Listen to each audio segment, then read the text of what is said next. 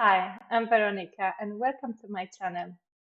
Today I would like to show you one of the most basic somatic movements and my absolute favorite as a starting point, as a touch base. The movement that allows you to mobilize the entire spine and get it into the conversation with the pelvis. So it's all about the pelvic tilts. This is done lying down on the back. So you can make way to the ground and always just take some time to move around so that you settle into this position in the most comfortable way. So the first thing is to really find the best placement for your feet and for your arms here. And you will be with your knees bent and feet on the mat. But here there is no exact rule of where you should place them. Rather, you keep playing with it, keeping them a little bit wider, then maybe a tiny bit in or out, a little bit farther away from you, so that you find a place that if you fell asleep, the legs would just stay in place.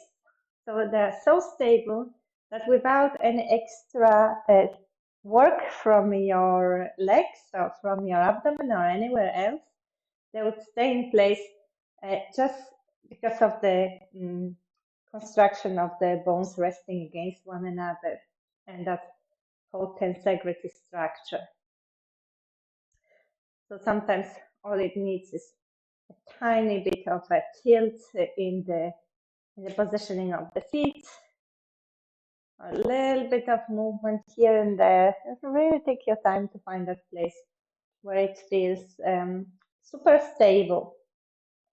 Usually it's not too far away from the hip. And the same for the arms. You can decide whether you prefer to have them closer towards you or farther away with the palms turned up or down. Like it doesn't really matter so much, so long as you feel that you can rest through the upper body and the whole shoulder girdle.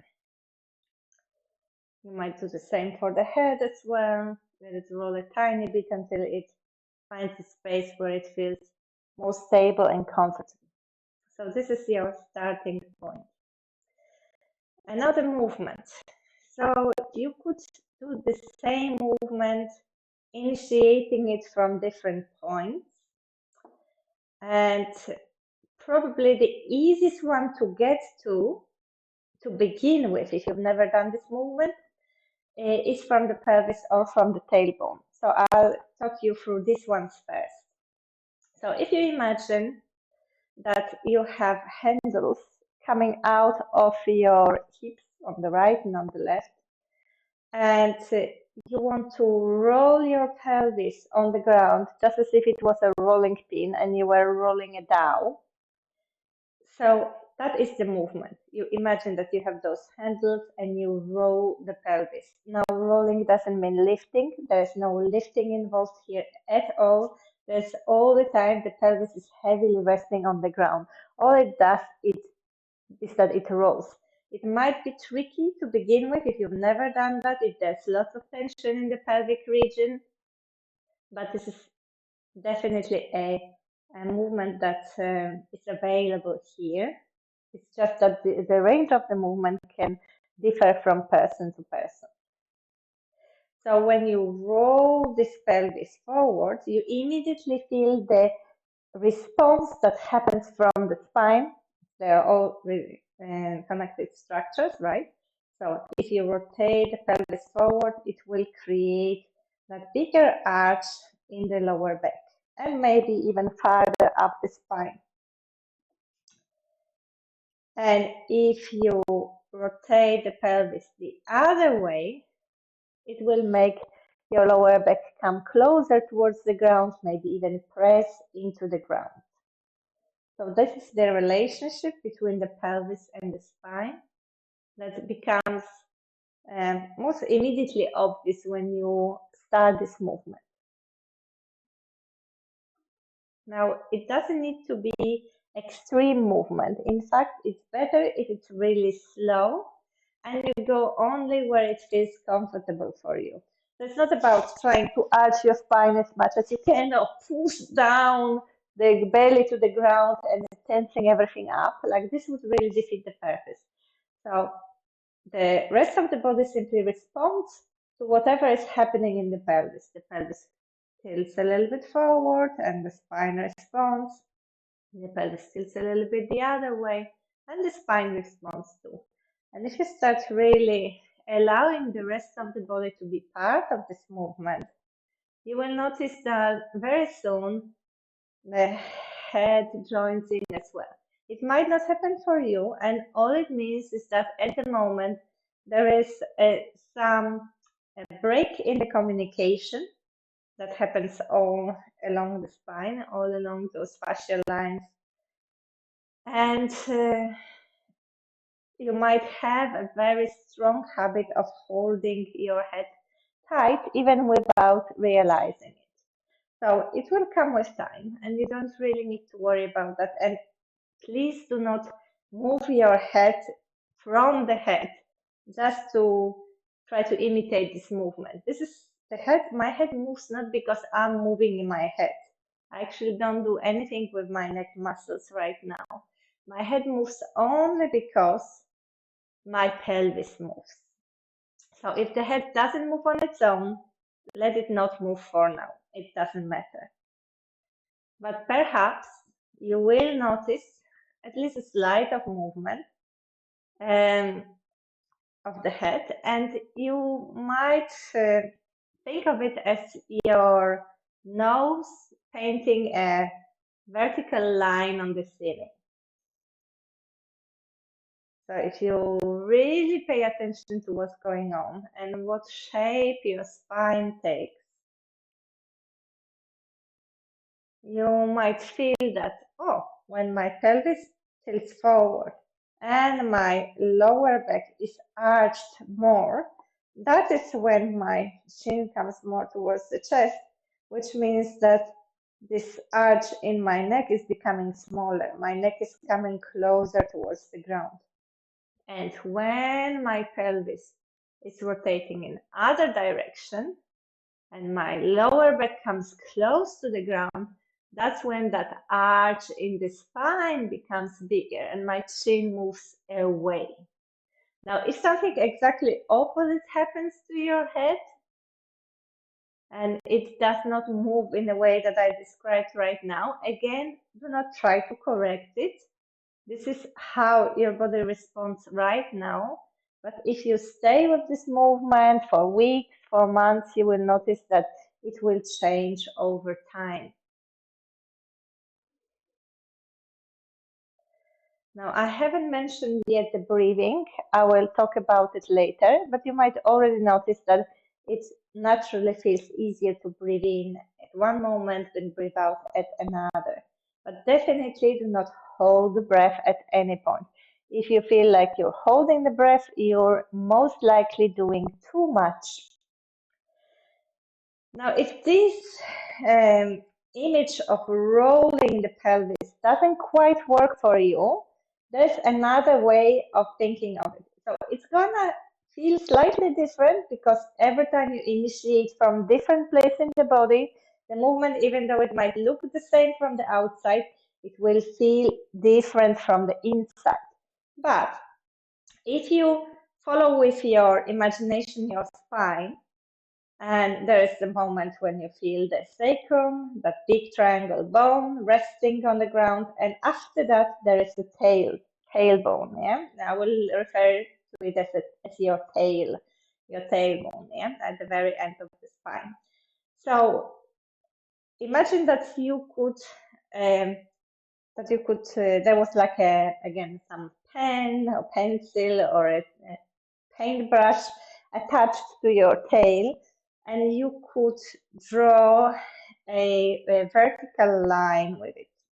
So another way to think about it is if you imagine a clock face hanging on that wall at your feet, that wall down there, you would be drawing a vertical line that would connect 12 and 6 o'clock. So you're going between 12 and 6 o'clock with your tail.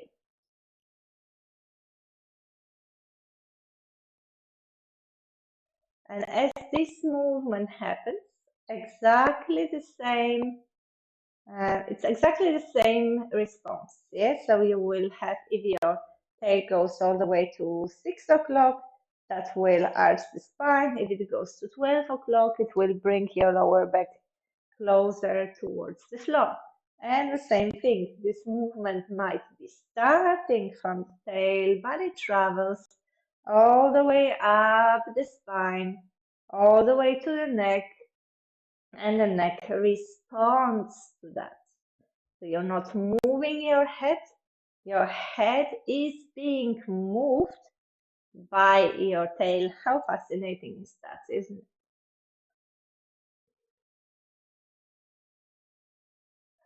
And you can always slow down and make sure that this is your comfortable range of movement. And you're searching for any moments where you feel like this is not smooth. It feels jarring. It feels like you're overcoming some obstacle, or that it's almost like a hiccup. And then you want to go slower through it so that you remove that obstacle, so that after you've gone through it a little bit slower a couple of times, you will feel it becomes more smooth. Now, the next thing I would like to mention is the breath. So you could actually make this movement initiating it only from the breath itself. So no particular muscle engagement, not moving the pelvis, not moving the tail, simply breathing a little bit, maybe more intentional to create that movement. It's going to be obviously much more subtle, but it still happens. So if you just for a moment place the hand on your abdomen, and you can make an inhalation that will allow your abdomen to expand and balloon out. And notice what happens when you create this kind of inhalation. When you inhale in this way, it will tilt your pelvis forward and it will create that arch in the spine. I'm exaggerating it now, but that's what happens. If you exhale, everything comes back to neutral, to the starting point. So if it's a passive exhalation, you just start exactly where you end exactly where you started. So the inhalation that is making your abdomen expand also tilts the pelvis, and that movement runs all the way to the head. Exhalation brings you back to where you start.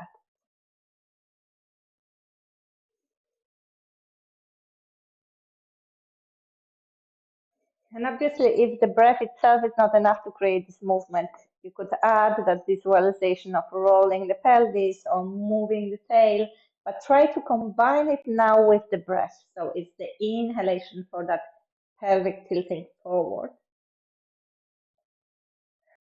And now if you want to create the opposite movement to its fullest expression, you would need to create a little bit more active exhalation. So normally the exhalation is passive. In the active exhalation, there's a tiny bit of engagement in the deep core, and that brings the lower back closer towards the ground. So again, you're not trying to create so much tension that everything becomes like really hard or almost shaking. It's a subtle gathering in, and that's enough to create that tilt in opposite direction. Here, the bigger the movement, it's not better. Like sometimes it actually serves much more purpose of releasing the tension and discovering what's going on if you do it super subtly and in a smaller range of movement.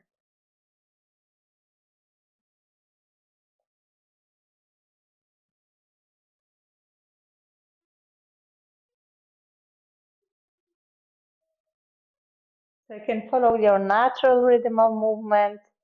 Whenever you feel like inhaling, you inhale, but focus more on that expansion of the belly.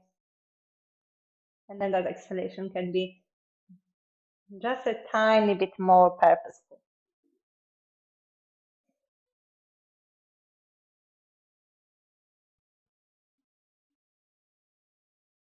And you might notice that actually after doing it, just for a few minutes as we were doing it, the body starts responding very differently than when you first began. That this movement flows more freely, that it's more smooth, easier, and maybe if there were any beats that were a little bit jerky, jarring, it's gone now and it's more smooth. So let me know how it went. If you watch my other videos, the pelvic tilts come quite often. It's really something that I love coming back to, and I always recommend you to try to weave it in into your routine, no matter what you normally practice. And it's also very useful movement if you're struggling with pain, as you can see that it's changing and shifting over time as you go through this movement really slowly. If you struggle with pain in general, please check out the audio that I'm going to talk about in a second. If you suffer from chronic pain and need a tool that will help you to decrease the intensity of that sensation right at the moment when you experience it, I invite you to download for free my first aid for pain. It's a 7-minute long audio recording, which you can get from my website. I link it here and also in the description of this video.